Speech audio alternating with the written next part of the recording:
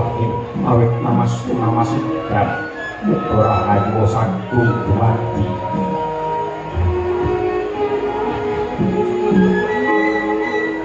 Rantak-rantak sebelah sorong sanggar Tahong Dumadi Brangi Padhan lain Ngabit Gunung Temah Tumawung Sorot Kondayun Sedulur Damir Socani Uga Rapuh Naratas Maring Bangarko Ngampi Siraping Pendhok Agung Megari Ngamarta Yuing Indra Prasta Yogatana Kalasa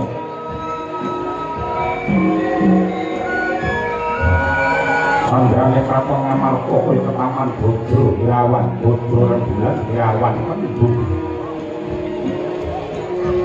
Saking rembulan ingkang katutup dening iku setemekan dayane surem ingkang mapan wonten ing Pendhuk Agung Megari Indra Parahasta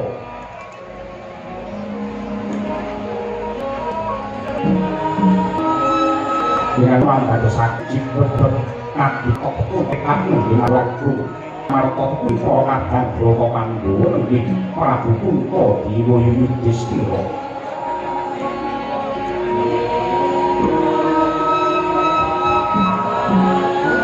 Mayana tanggaping sasi inggih Rai Panggak Pandhawa Sapir Jodipati Pradewa Udara Arya Sima Cidra Sumiwa Mringarsani Sanmata Datang wonten pasidaning Panengah Pandhawa sapring madu kala inggih Dyah Arjuna Raden Janaka. Ing jawian der pasidaning para nayaka jejer priya abden jepit menggaya pangkoso oleh kakaikan sambetanan iki. Dengan pimpinan demi satya kembar kemanikan wija saking sawujajar lahir kanthi prakura miwah Sadiwa.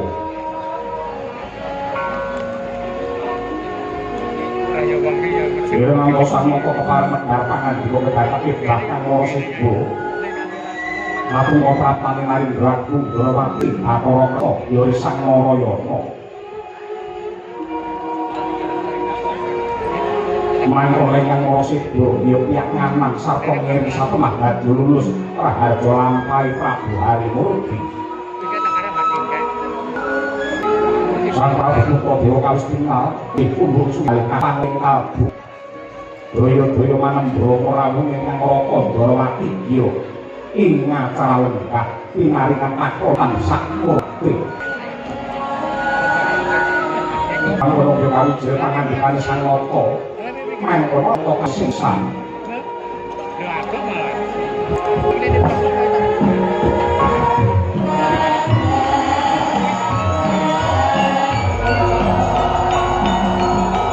Manu sembadiri ulun bakal boy sangwau kehilang Sapangan ikan yang kanan sedih kasih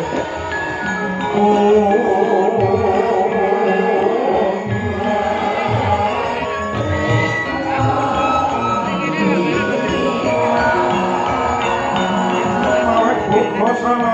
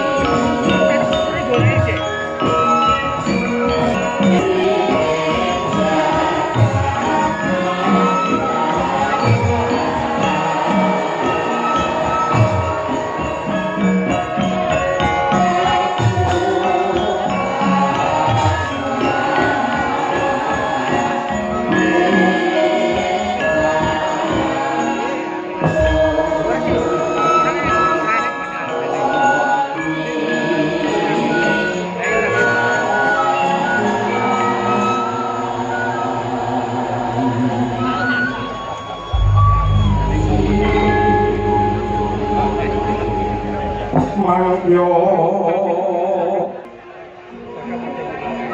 Larajaping Krata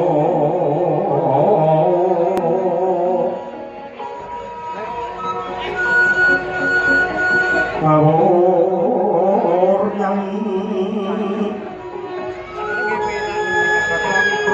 Wasanya uri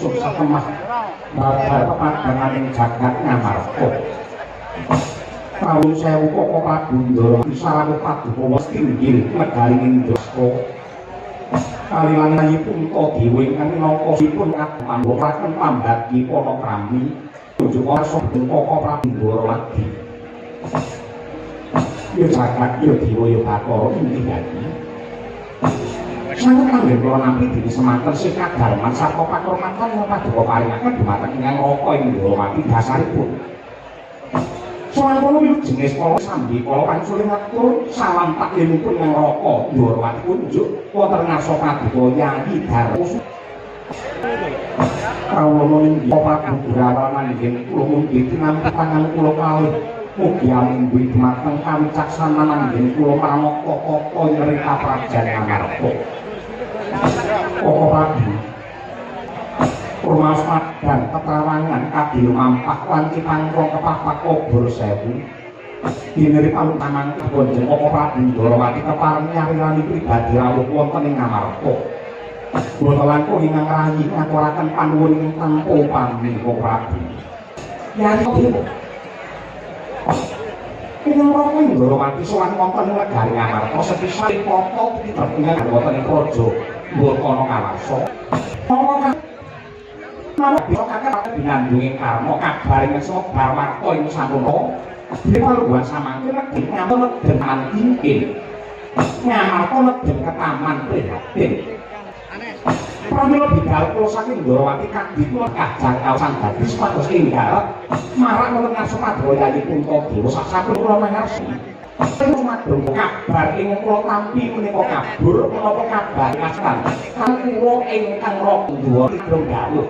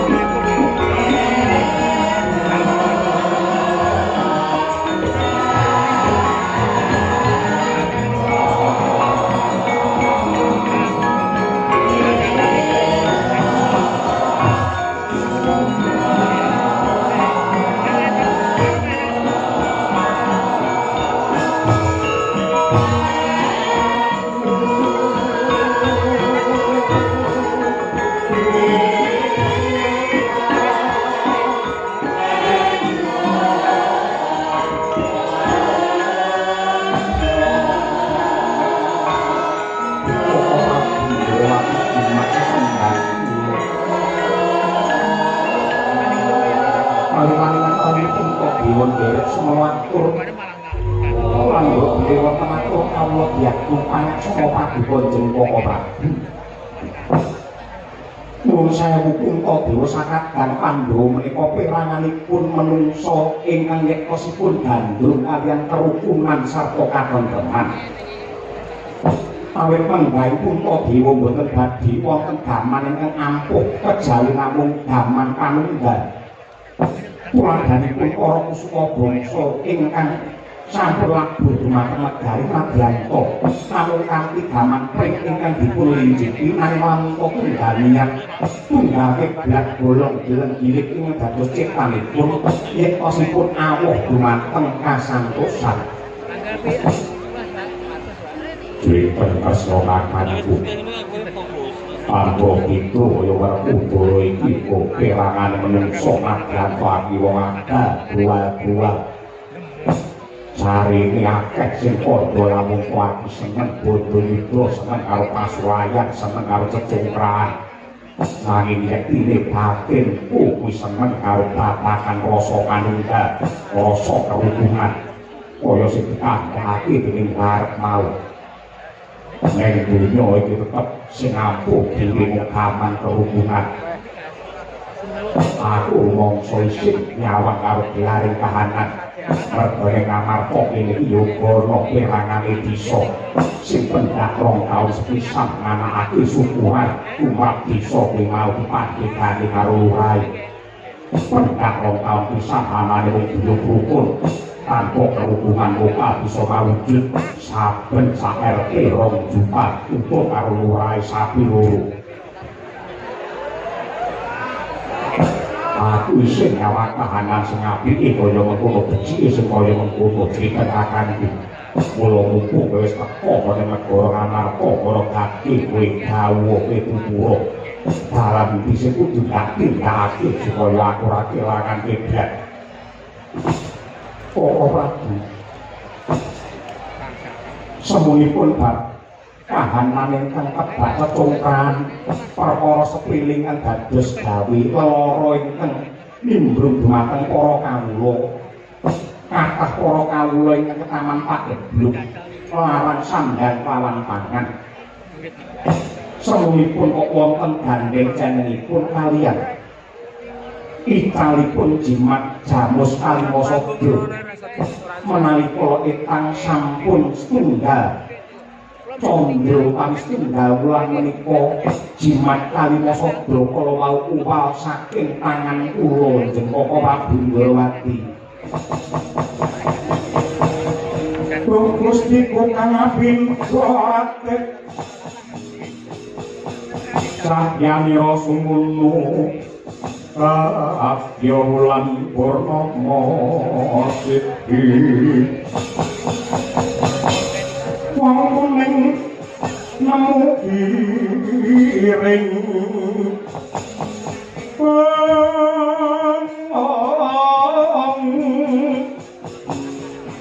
Duk cireng sun paringa pusaka pun kakang Wara asmara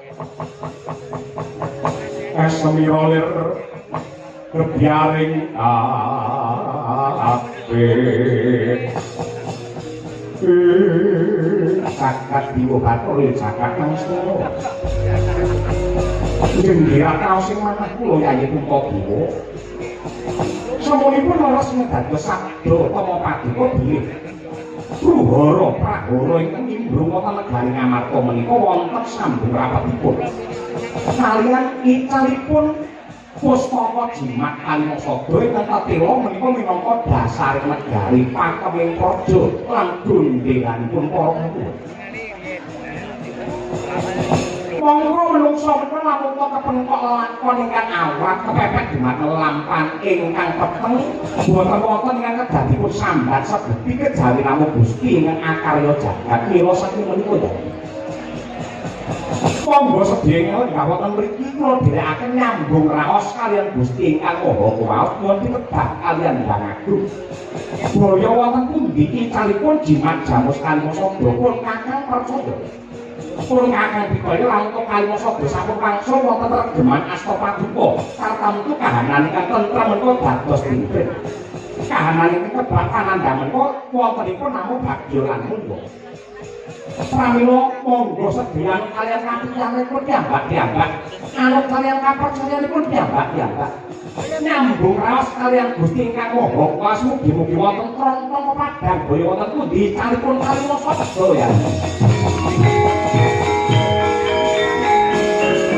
Sing gopo malun mung jasang apik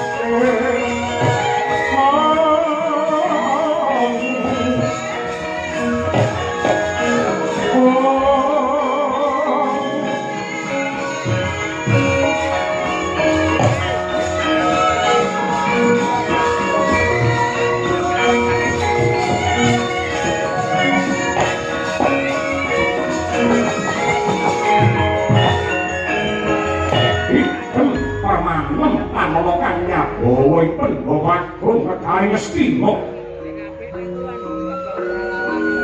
Winalihetan dening Lopak Gundurwati Sri Bathara Kresna. Sedaya sami nyambung rasa marang Gusti ingkang Maha Kuwasa. Kaya mati jroning urip-urip sajroning pati liep layak ing aluyut pindha pecating supena sumusuping rasa jati-jatine Prabu Kresna ngakas pring dewane ucap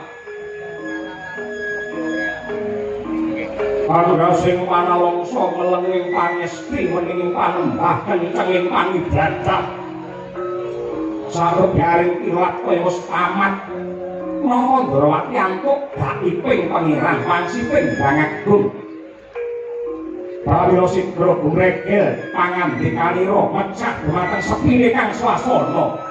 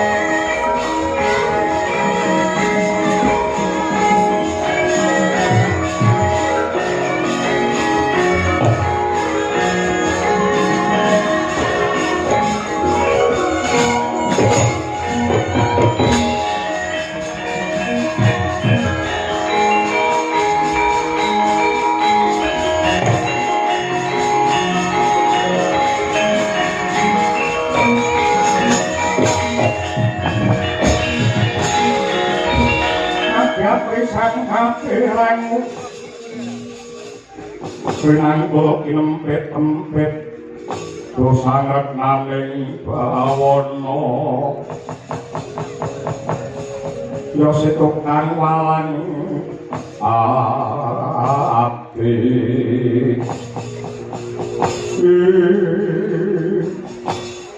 Koko Prabu Ndrawati Nggih sampun jukaran nggihipun mangsah semedi kula pitados meski kemawon paduka sampun pikantuk pangsiting Bathara monggo klapuri paring dawuh baya wonten pundi cali kalimasa Koko Prabu Kyai Arjuna wonten bali kadangipun kakang Kyai Puntadewa pundi kados pundi Koko Prabu Nadyan mawali-wali anggen kula nyuwun pitedah kaliyan Gusti ingkang Maha Mirah.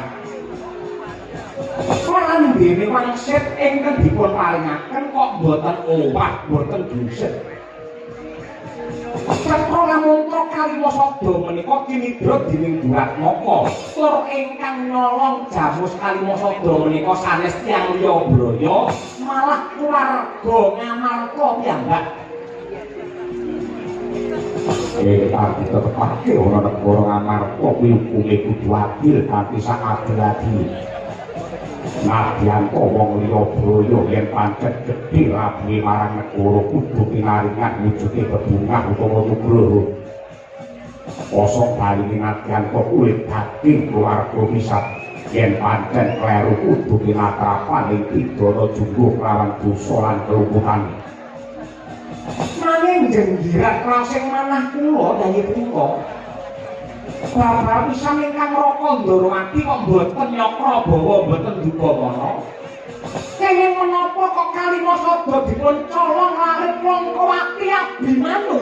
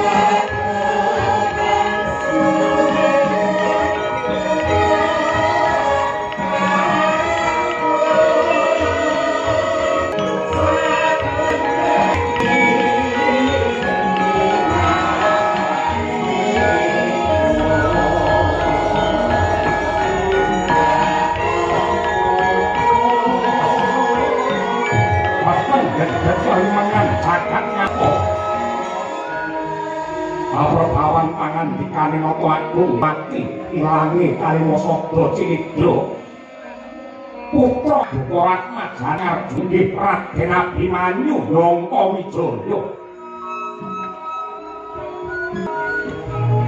Wangun harnamu boprok ngalumpruk sana bebayi datane datan musik bungkememu basa datan bisa micara mangu ana gereng nganti kaya gluduk awije pangandikane wong agung dadi mati sang Werkudara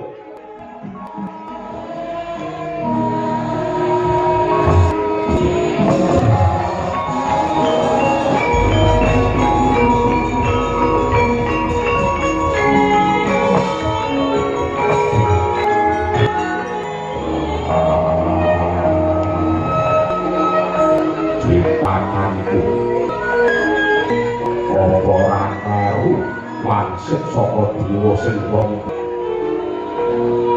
kaya ora tunawar lamun kok anakku Langkawati Abimanyu tumindak cidra kaya manggung aku wentak Langka Wijaya wiwit aku sapa karo watak lampu tak lakon lagiane kae bocah prasaja kae bocah jujur ora memper lamun kok orang kota nyawang anane Kalimasada. Werkudara, opo? Gunung Murkai Goro jeruk kena dijajaki bali akine menungso sapa sing ngerti. Wong jaman sing wis maju kaya ngene iki siadi kudu waspada, kudu teliti lan ngati-ati nyawang karo gelare kahanan. Apa Abimanyu kae kaya bocah jujur kae bocah kendel bocah meneng bocah lugu ning atine Abimanyu kepiye apa Yayi Werkudara ngerti sing ngerti rasane menungso ya mung wong nyawang akeh klerune lan ngelebake mergo Ndarawati ki ana Ndarawati ki ana bocah nom sandangan iki sawet batara Rimawi sabane papan panembah, sabane papan panibadah. Saben-saben nindakake panembah mesti mapan oleh papan panembah. Limang wanci ora keri, mesti oleh masjid. Glegeken bae ucap alhamdulillah, ning ucap bareng sepiwa nolong kurka amal. Ojo gampang percaya karo lagake manungsa. Malah pangguan sampeyan iki nyuwun pirsa dhumateng Yayi Puntadewa. Kok Abimanyu angge pakrap ing sekaten mbok menawi wonten bab ingkang sinambian kalisipun Yayi Punta Langka Wijaya.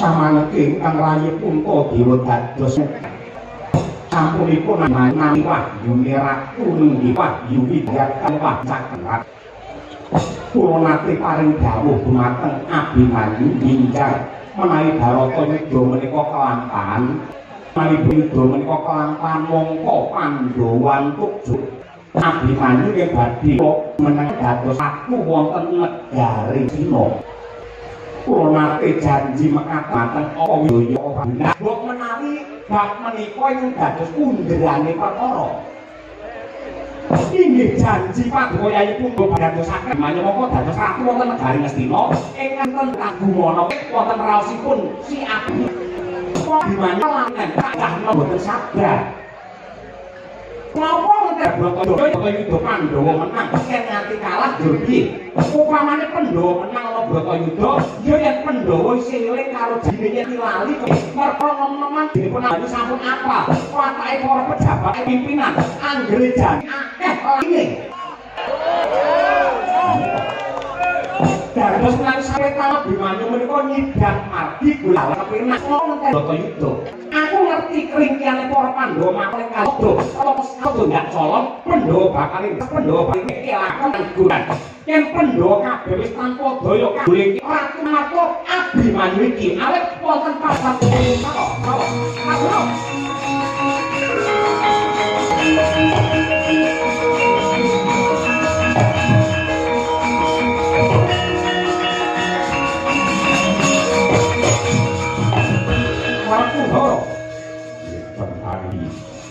menang dinane karo aku ya panurungan jujuk mring kula karo siapi iki negara hukum ora kena tumindak sakdurunge dhewe yen nanti ana apa-apa tumrape Abimanyu lan Janaka demung bae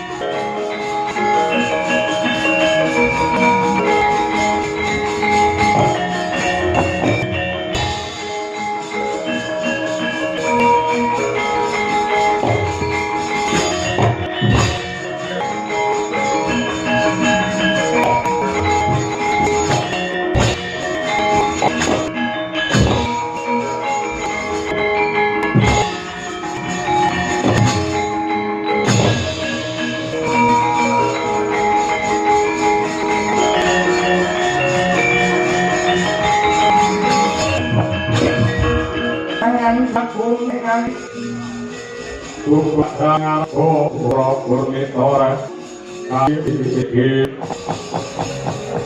para bumi pratem kita madono mangambak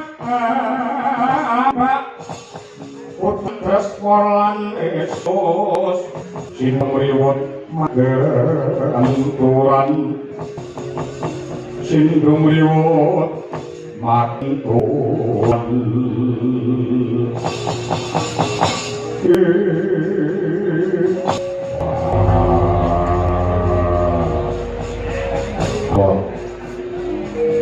Kawula nuwun wonten ing apoyan pangabekti kula unjuk Rama Kyai Yudimati.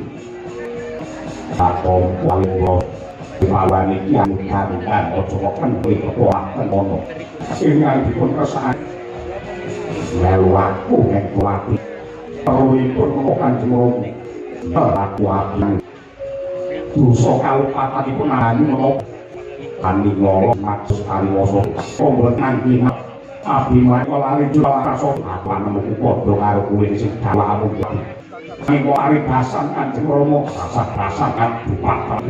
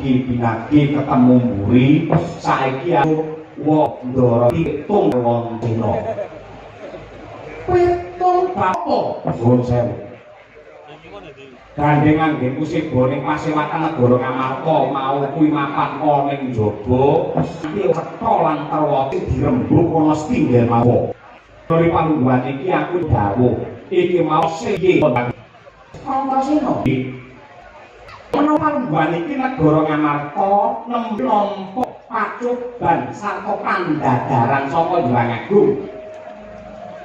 Nanging kowe kudu ngerti. Carane pangeran tresnani karo titah iki ora kok njur diujo apa kekarepan dikabulake. Ning carane tresnani mesti akeh dianakake pendharan lan ujian. Contoh utusane biro pengkeko titah sing ditresnani karo sing gelar jagat ning ora bagi telitian endi utusane pangeran sing uripe mulus keprinas ora ini tansah ompo pacoban orang iki nyoba karo sok wis bukur mata dicoba ora bakal pangeran iki nodi karo menungso sak njabane kekuatane menungso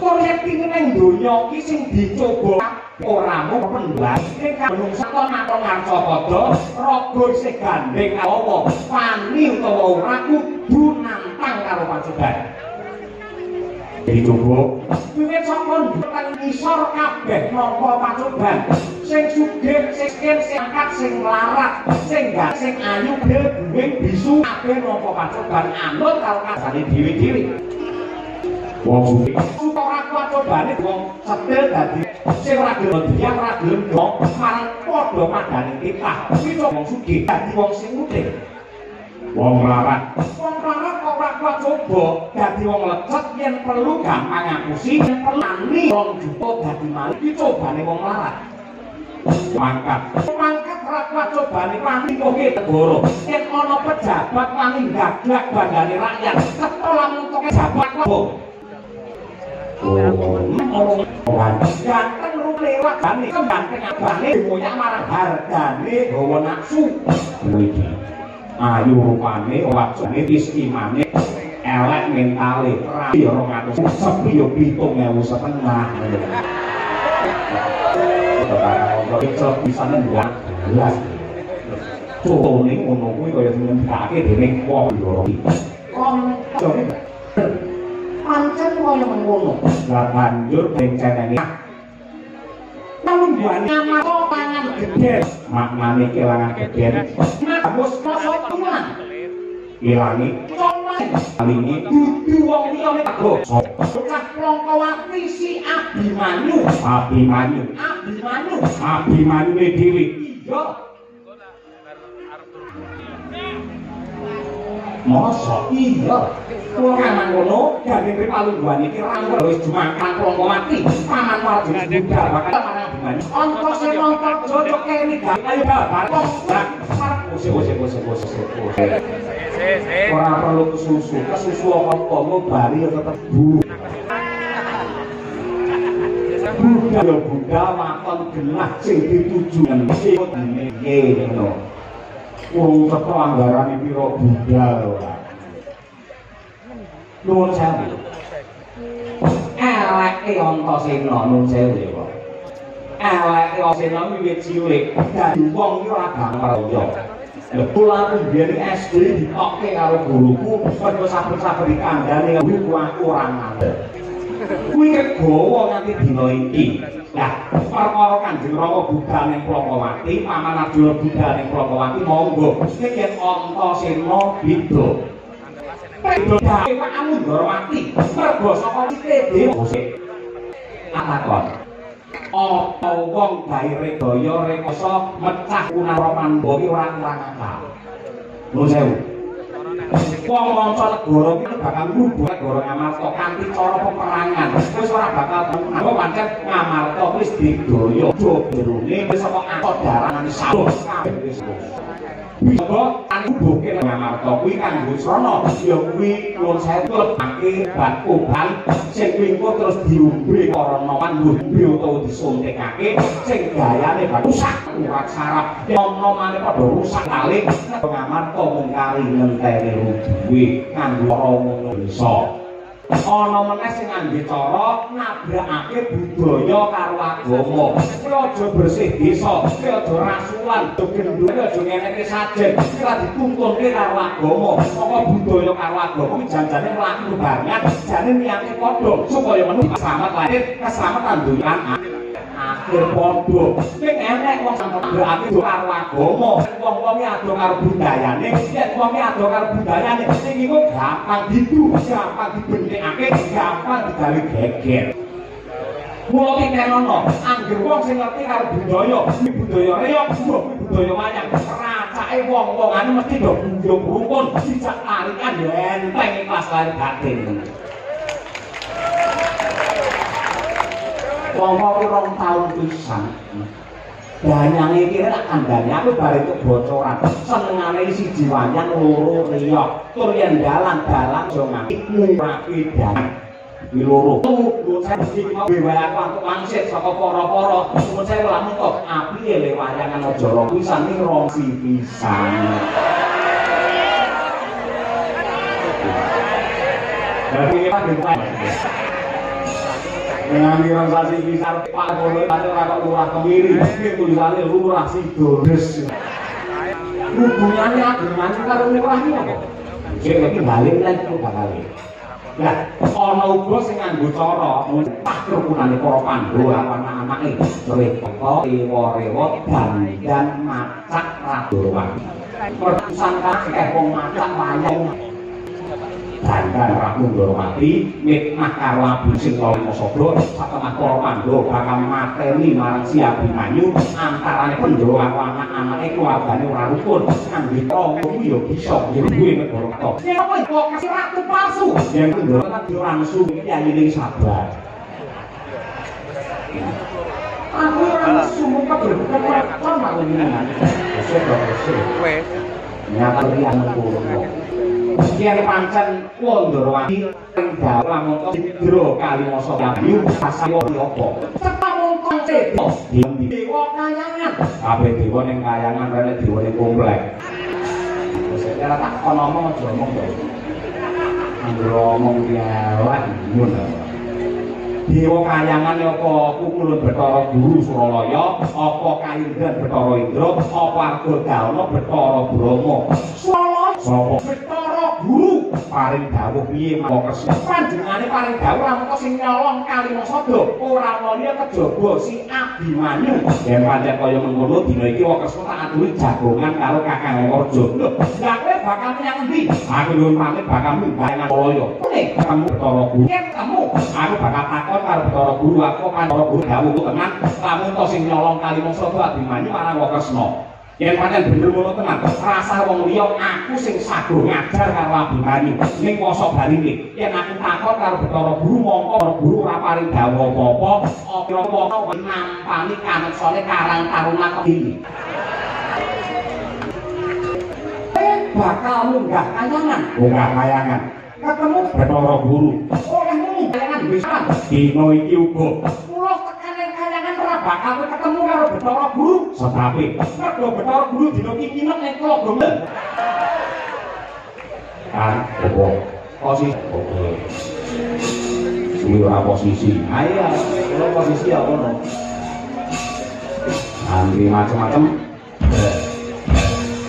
Nanti kok. Kira-kira apa kramamu? Napa-napa kramamu lho. Oh, ayam wong aku. Ayo budal kok. Wis. Men cetha men gamet iki ora ragu-ragu. Jaman sekarang jejuluk Sri Bakso. Mak kerja yo sosok ning papan sekolah kopi sing ibu ta iso jawab wong tuane yo bingung. Kesno iki siapa? Kesno. Yo. Kuwi pada kerangko bangsa cilet gunting MS sakuting. Aku ki mergo ki jarene wong, sing asma kesel madu kok jarene wong karepe piye? Sopan blok ae wis. Padha kudune kagungan asma Ratu Ndorowati sing Bathara Kresna, kudune tanggung jawab sak mutuhe, sak iku Gusti Kresna iki. Ireng-ireng cemani Sukya Indra ireng getih nganti tekan balung sumsume wong disrot dayane para Pandhawa ora gane sing tegese ngomi mesti ayo Pandhawa kok ayomi Brata apa klebu tedak turune klebu turune tedak turun Pandhawa Janaka cetha lan tedak turun Pandhawa yen wing mitnah karo Kalimasa Dawa ngayomi apa Pandhawa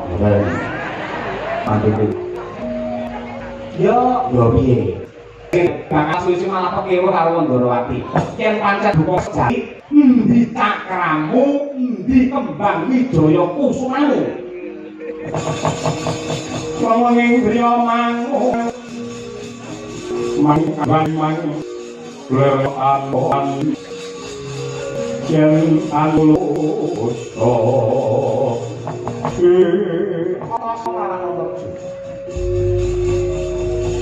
yen pun Ndorowati nate Prabu ora dadi pati.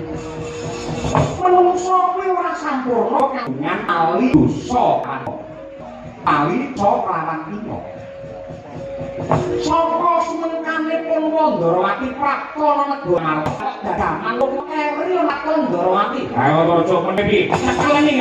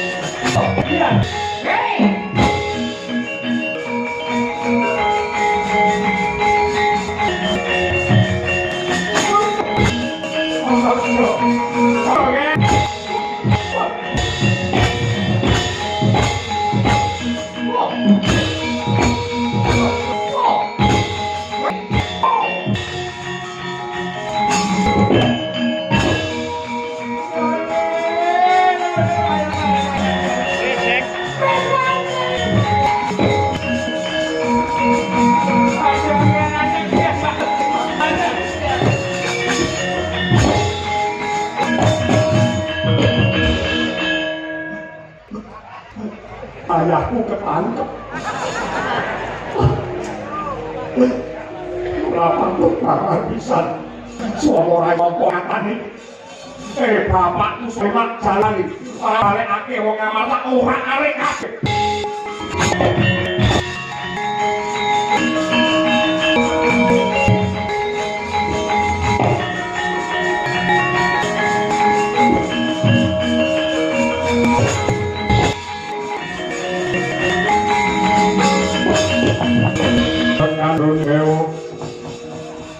Mangkolan pedangipun Angkaman Bojo Patih Ngamarta dasar Purnyata Bambang Haswa Suta Utama Haswa pijaran Suta ki anak utama ki apik ki anak Prabu bapak jaluk balak kundur masuk kowe tak lene coran bapakmu enteng-enteng 20 tahun yen pancen kowe tresna karo pakmu kowe bahaya kali ngawisno dahan ngakmu apa unjukan senengane pakmu ora ewa dimenan dong ngarepmu aku pentok paradiran bagi pacaran asli bolak-balik wong tok wong brono ngaku kiai yen ampun gati istiwa kajen ya pakmu aku jaluk urungake bareng karo jetik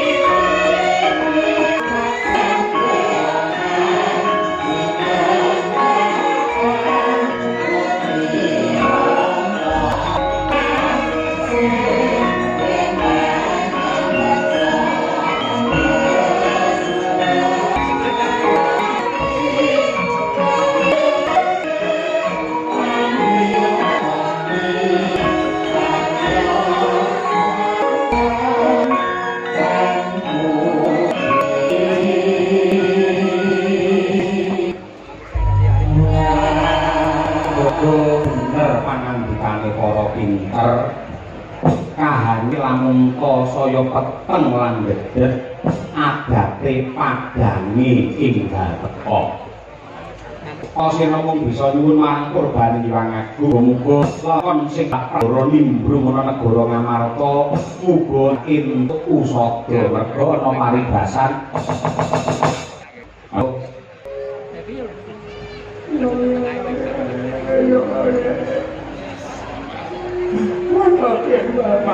Mantar berganda menjadi saking ngambil pada waktu yang dijumlah dan tinggalkan kau irung gajah jenenge lali dirembukan jenenge mawet kok bengi jenenge keon pendhita mangelan dari kajen oh burung lele lapor sasih dianakake panggebekan TKP apa tempat kejadian perkara terus Certowi lan Pawarana sing nimbratu Ndorowati mitnah kelawan Abimanyu simbah Durna iki lho mlebu ning kantorku diajar tenan